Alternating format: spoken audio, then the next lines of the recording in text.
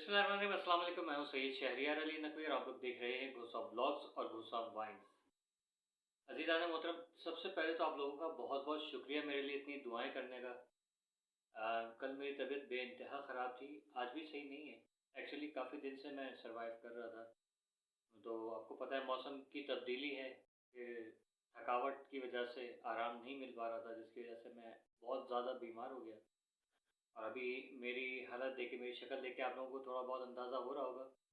लेकिन इस चीज़ को बालाए ताक रख के मैं फिर जो है वो सीमा के हवाले से बात करूँगा, क्योंकि ये इस वक़्त सबसे ज़्यादा हॉट टॉपिक चल रहा है। क्योंकि सीमा जो है चवलियाँ मारे जा रही है, बाज़ नहीं आ रही। तो मैंने कहा कि यार देखते हैं आज की और कल की खबरें क्या हैं। कल की खबरें तो नहीं पता चली, लेकिन आज सुबह-सुबह मैंने इंटरव्यूज़ देखे उसके, मैंने कहा अरे बाप रे बाप! इसका मतलब झूठी औरत है कि उसके चेहरे को देखें आप अगर गौर से, जितने मेरे हिंदुस्तानी भाई-बहन और माएँ-बुज़ुर्ग और बच्चे देख रहे हैं और पाकिस्तानी माँ-बहन, बेटियाँ और बुज़ुर्ग देख रहे हैं, बहनें देख रही हैं। तो आप लोग देखिए ज़रा इसके चेहरे के तासुरात देखिए कि ये जब पाकिस्तान के और इस्लाम के खिलाफ बात कर रही होती है, अपने बलोच कबीले के खिलाफ बात कर रही होती है, इसकी आँखें इसका साथ नहीं दे रही होती। ये इतनी झूठी औरत है। ठीक है? इससे कहिएगा कि सचिन के सर पे हाथ रख के कसम खाए कि इसको गुलाम हैदर नहीं याद आता। ये जिस तरीके से बोल रही है ना, मुझे गुलाम हैदर की याद नहीं आती, वो तो मारते रहते थे, वो तो अपनी अय्याशियों के लिए गए हुए थे। गुलाम हैदर की तुम हालत देखो, बेगैरत औरत, कि तुम्हें ज़रा भी शर्म नहीं है कि वो बंदा किस हुलिये में बैठा हुआ है। उसको देख के कैसे लगता है कि वो कैसे अय्याश आदमी होगा। मुझे नहीं समझ में आता उसको सपोर्ट कौन कर रहा है। सिर्फ़ वही मोदी जो गोदी मीडिया है वो सपोर्ट कर रहे हैं। बाकी जो हमने देखे, जो कमेंट्स देखे हैं, जो हमारे जो सब्सक्राइबर्स हैं, जो इंडियंस हैं, जो ज़्यादातर जो मतलब ज़ाहिर है गुलाम हैदर के हक़ में, क्योंकि वो बंदा सामने है, शीशे की तरह साफ़ है वो बंदा। उसको सपोर्ट कर रहे हैं, वो बनता भी है यार, वो बंदा रो रहा है, कहाँ क्या कुछ नहीं किया उस बंदे ने। उसकी किसी बात के अंदर से ऐसा नहीं लग रहा कि ये कभी जो इसने उसके खिलाफ कोई ऐसा इकदाम उसको मतलब तंग भी किया होगा, जितना वो प्यार करता है उससे। शुरू-शुरू में उसने बिल्कुल कहा कि मैं सीमा तुम वापस आ जाओ, मैं सब बख्श दूँगा, सीमा को भड़काया गया, ये है, वो है, सब कुछ किया उसने। लेकिन बाद में जब उसकी बर्दाश्त से बाहर हो गई कि वो देख रहा है मुसलसल बलोच कबीले के पाकिस्तान के खिलाफ और इस्लाम के खिलाफ बातें किए चली जा रही है, तो ज़ाहिर है उसने कहा कि मुझे सिर्फ़ मेरे बच्चे चाहिए, ये भाड़ में जाए बंदी, ठीक है ना? तो वाक़ई में भाड़ में जाए भाई, ऐसी औरत का क्या करना है कि जिसका कोई दीन ईमान ही नहीं है। मैं तो कहता हूँ कि तमाम हिंदुस्तानी इस बात को गौर से सुन लें और समझ लें कि ये औरत जो अपने मुल्क की नहीं हुई, ये अपने सगे माँ-बाप की नहीं हुई, ये अपने भाई-बहनों की नहीं हुई, ये अपने शौहर की नहीं हुई है, अपने मज़हब की नहीं हुई है, ये अपने मुल्क की नहीं हुई, ये आपकी कैसे हो जाएगी? वो कहती है मैं नहीं जानती राहुल गांधी को, मैं मोदी को जानती हूँ, मोदी सरकार आएँगे, ये करेंगे, वो करेंगे। अगर मोदी की हुकूमत नहीं आई तो फिर क्या होगा? ये तो वापस आ जाएगी लाज़मी। लेकिन मोदी भी इसको वापस भेजेगा, मुझे पता है वो मोदी भी इसको वापस भेजेगा। मोदी का इससे क्या काम है? ये किस काम आ रही है उसके? कि पाकिस्तान के मुखालिफ बात कर रही है, तो पाकिस्तान के मुखालिफ तो अदनान समी खान ने भी बातें की है, तो उसको प्राइम मिनिस्टर बना दो। लेकिन ये एक औरत है, औरत कार्ड खेलना ज़रूरी है। तो भाई मोदी है या वो योगी बाबा है या जोगी बाबा है जो जिसकी ये बात कर रही होती है, वो दोनों के दोनों एंटी पाकिस्तान हैं। ठीक है? वो पाकिस्तान के ही ऊपर टिकट पे जो है वो हमेशा इलेक्शन जीतते हैं।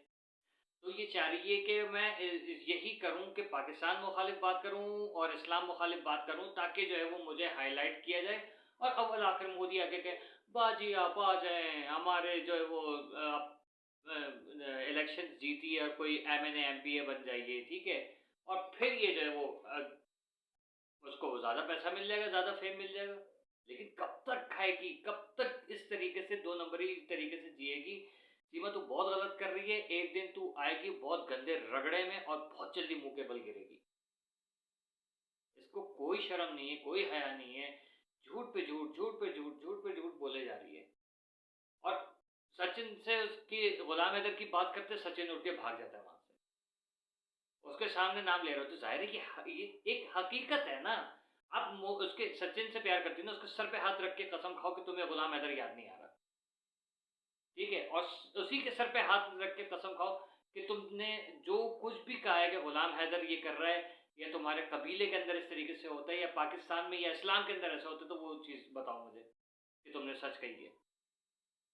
ये बता रही हैं कि इस्लाम में ये होता है कि औरत की मर्ज़ी नहीं होती, और वो जो मतलब जो बंदा शादी करता है तो औरत से पूछ के नहीं करता दूसरी शादी, और उसकी मर्द की मर्ज़ी होती है। अबे भाई, जब तक औरत की इजाज़त नहीं हो आप दूसरी शादी नहीं कर सकते, ठीक है ना? ये गलत बोल रही है। जो हिंदुस्तान के भाई-बहन हैं ना, वो भी बताएँ इसको ज़रा, ठीक है? वहाँ वो कौन ओवैसी साहब जो हैं, वो बहुत बड़े, वो बताएँ, ठीक है? कि ये गलत बोल रही है। इतने इसने इस्लाम मुखालिफ बयानात दिए, एक बयान उस बंदे का है? नहीं आया। नहीं भाई, अपनी सियासत चमकानी है सबको। कोई बंदा बोले, भाई मुसलसल ये गलत बोल रही है।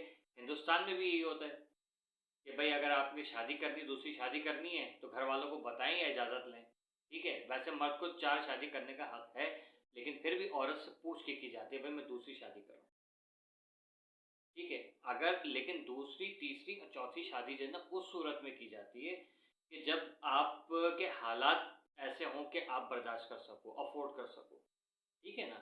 या फिर आपके हालात बिल्कुल डाउन हुए हों। मैं आपको एक तमाम जो हिंदुस्तानी और पाकिस्तानी देख रहे हैं ना वीडियो, आज आप लोगों को एक बात बताता हूँ। हमारे नबी सल्लल्लाहु अलैहि वसल्लम ने इरशाद फरमाया, एक मतलब वाक़या हुआ कि कोई आया बंदा, या अल्लाह के नबी मेरे हालात ख़राब है।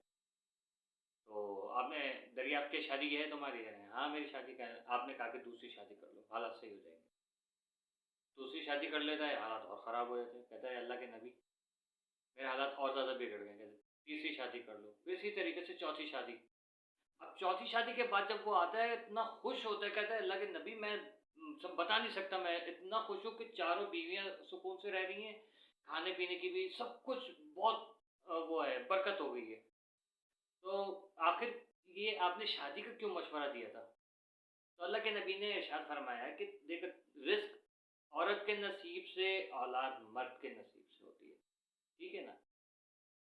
तो तेरा रिस्क जो था तेरी पहली बीवी के नसीब में नहीं था, दूसरी बीवी के, तीसरी बीवी के नसीब से नहीं था, तीसरी बीवी चौथी बीवी की जो थी उसके नसीब से था। तो इसलिए जो है, जब तेरी चौथी शादी हुई है, तो वो तेरे रिस्क में इज़ाफ़ा हुआ, बरकत हुई है। ठीक है ना? ये चीज़ होती है। अब लोग जो बात औक़ात सिर्फ़ शौक में ही कर लेते हैं ना, उनको पता नहीं होता है, वो एक अलग डिबेट है। सही है? लेकिन ये चीज़ कि वो औरत को पता ना चले और दूसरी शादी कर ले, मतलब औरत से पूछे ही नहीं, ये चीज़ नहीं है इस्लाम के अंदर। ठीक है? ये वाक़या मैंने आपको बताया। अच्छा, अब वो बहुत घटिया इसने एक बात की है, वो गौर से सुनिएगा, और अगर आप में से किसी को भी ये मिले ना, इसके मुँह पे थूक लगा के ना, बलगम वाला इसके मुँह पे रख के दीजिएगा कि इसने क्या बकवास की है। कह रही गुलाम हैदर के 2 बाप और 5 माएँ। मतलब एक बाप इसका हकीकी, जिसका इंतकाल हो गया था, और फिर दूसरा इसकी अम्मा ने दूसरी शादी कर ली।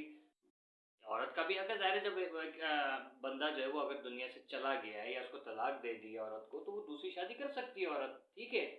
अब कह रही है कि औरत को इजाज़त नहीं है, औरत को आज़ादी नहीं है, और दूसरी तरफ खुद ही उस बात की तरदीद कर रही है कि भई देखो, तरदीद का मकसद होता है कि उसको उससे डिनाई कर रही है।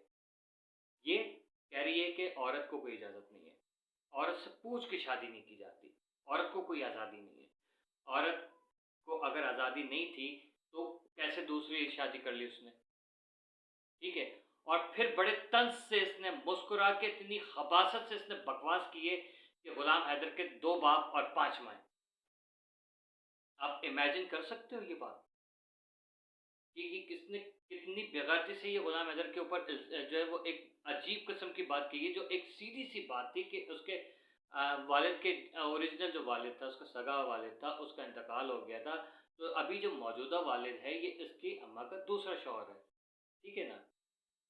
लेकिन वो सगे बाप से बढ़ के उसको प्यार कर रहा है, अगर ऐसी बात है तो। तो उसको इस तरीके से बयान करना चाहिए था कि इतने घटिया तरीके से, ये औरत भाई, सचिन आँखें खोल, ये तुझे भी ले डूबेगी बहुत जल्दी, और ये पाकिस्तान आएगी या कहीं और जाएगी, ये तेरी पूरी फैमिली के जो है ना कच्चे चट्टे खोलेगी, तेरी बहनों के ऊपर इल्ज़ाम लगाएगी, तेरे बाप के, तेरी माँ के ऊपर इल्ज़ाम लगाएगी, ठीक है? और ये भी बोलेगी कल कि जो है ना सचिन जो है वो अपने पैसों की खातिर या अपने नशे की खातिर जो है मुझे एपी सिंह के साथ छोड़ देता था, और एपी सिंह भी 2 नंबर आदमी है, सबके सामने भाई बहन बोलता था मुझे और पीठ पीछे जो है वो कैमरे के क्या कुछ करता था। ये सारी चीज़ें ये औरत बोलेगी। कल ये भी बोलेगी कि मोदी जो है वो भी जो है वो गलत मतलब आप समझ सकते हैं। आई समझ? ये औरत किसी की नहीं है, ये किसी की नहीं है, इसको गले में इसके पट्टा बाँध के जो है ना घर के बाहर इसको बैठाओ, ये कुतिया है जो कि सिर्फ़ और सिर्फ़ भौंक सकती है। मुझे पता है काफ़ी सारे लोग जो है मेरी बात से एग्री करेंगे, क्योंकि देखो एक बात बताऊँ, चाहे हिंदुस्तान हो, चाहे पाकिस्तान हो, दोनों में इंसान बसते हैं। अगर पाकिस्तान और हिंदुस्तान का कोई इख्तिलाफ़ है, तो वो नज़रियाती है, ठीक है ना? उसके अलावा कोई नहीं। हमने देख लिया कि हिंदुस्तान के कितने अच्छे भाई-बहन हैं और पाकिस्तान के कितने अच्छे भाई-बहन हैं, जो हक़ के साथ खड़ा होना जानते हैं, हक़ के लिए आवाज़ उठाना जानते हैं। वो किसी रंग, नस्ल और मज़हब के जो है ना ऊपर वो कीचड़ नहीं उछालते। ये हमने देख लिया है और क्योंकि हमें एक चीज़ शुरू से सुनने में आ रही थी ना, वो अब गलत साबित हो गई है। अब हमें पता है कि जहाँ अच्छ बुरे लोग होते हैं, वहाँ अच्छे लोग भी होते हैं और अच्छे लोगों की तादाद ज़्यादा है दोनों ममालिक के अंदर, ठीक है ना? तक़रीबकारी दोनों ममालिक में कोई नहीं चाहता कि यार दहशतगर्दी हो, सब चाहते हैं अमन से, सुकून से रहें। ऐसा ही है कि नहीं है? ठीक है? तो ये हमें पता चल गया कि कम से कम ये सीमा की वजह से काफ़ी सारी गलतफ़हमियाँ जो हिंदुस्तान और पाकिस्तान के दरमियान थी, वो दूर हो गई, ठीक है? अगर हिंदुस्तान में किसी के साथ गलत होता है, हम उस पे भी आवाज़ उठाएँगे, पाकिस्तान में होता है तो हम आवाज़ उठाते ही हैं ऑलरेडी, ठीक है? लेकिन अगर वहाँ कुछ अच्छा काम होता है, हम उसको भी सराहेंगे अब, ठीक है? और बुरा काम छोड़ें, बुरे काम की तरफ नहीं जाएँगे क्योंकि अब हमें एक-दूसरे के अंदर पॉज़िटिविटी ढूँढनी है, ठीक है? साथ ही साथ मैं एक मैसेज छोटा-सा और देना चाहूँगा, जो कि शायद इस टॉपिक से हट कर है। आप लोगों को शायद पसंद नहीं आए वो टॉपिक, लेकिन काफ़ी मैं चाह रहा हूँ कि आप लोग मुझे थोड़ा-सा सपोर्ट करें कि हम फ़लस्तीन के हक़ में आवाज़ उठा रहे हैं, क्योंकि फ़लस्तीन के हवाले से बहुत सारे ममालिक ऐसे हैं जिनको एक्चुअली पता नहीं है कि ये इसराइल किस तरीके से हिंदुस्तान को बेवकूफ़ बना रहा है, इसराइल किस तरीके से पूरी दुनिया को बेवकूफ़ बना रहा है, इसराइल किस तरीके से अमेरिका को बेवकूफ़ बना रहा है और बहुत जल्दी अमेरिका और इसराइल की जंग छिड़ने वाली है, मैं आपको ये बताने वाला हूँ। ठीक है ना? ये आप लोग याद रखिएगा कि बहुत जल्दी ये काम होने वाला है। अगर इसराइल ने अमेरिका की बात नहीं मानी, ठीक है? और इसमें जो है वो फिर बहुत ज़बरदस्त किस्म की जो है वो डेवलपमेंट्स वग़ैरह होंगी। लेकिन फ़लस्तीन के अंदर जो बच्चे हैं, जो ख़वातीन हैं, जो मज़लूम हैं, हॉस्पिटल्स पे बमबारी हो रही है, ये कहाँ की इंसानियत है? कौन-सा रिवेंज है कि नेतन्याहू जो है वो किसी तरीके से रुक ही नहीं रहा। वो गैर इंसानी फ़ेल कर रहा है। वो कह रहे हैं मुझे पूरा फ़लस्तीन फ्लैट चाहिए ताकि हम अपनी डेवलपमेंट करें वहाँ पर। वो इस वक़्त जेनोसाइड कर रहा है, ठीक है? होलोकॉस्ट चल रहा है वहाँ पर, जो कि फ़लस्तीनियों की सरज़मीन है हमेशा से। मैं कहता हूँ, अक्सर लोग कहते हैं कि अगर अमेरिका को इसराइल इतना पसंद है, अगर बरतानिया को इसराइल इतना पसंद है, तो अपनी ज़मीन पे उस इसराइली को बसा ले। फ़लस्तीन ही क्यों? वो तो एक इतना-सा टुकड़ा है। उसको बहुत बड़ी जगह दे दें कि भाई आप आओ यहाँ पर और करोड़ों फ़लस्तीनी ये सॉरी करोड़ों इसराइली पैदा कर लो। क्यों नहीं कर रहे? ये आप लोगों को बहुत जल्दी पता चलेगा। इस पे मैं अलग से वीडियो बनाऊँगा, उस पे आप लोगों के तासुरात मुझे चाहिए। ठीक है ना? और मैं चाहता हूँ कि इस चीज़ को, इस कॉज़ को आप लोग सपोर्ट करें। ठीक है? क्योंकि हम खून-खराबा नहीं चाहते। अगर नाहक किसी यहूदी के साथ भी होगा तो वो भी बर्दाश्त नहीं होगा, नाहक किसी हिंदू के साथ होगा तो वो भी बर्दाश्त नहीं होगा और नाहक किसी मुसलमान, क्रिश्चियन या और किसी मज़हब के साथ होगा तो हम वो भी बर्दाश्त नहीं करेंगे। हम हमेशा सच की और हक़ की आवाज़ जो है बन के सामने आएँगे।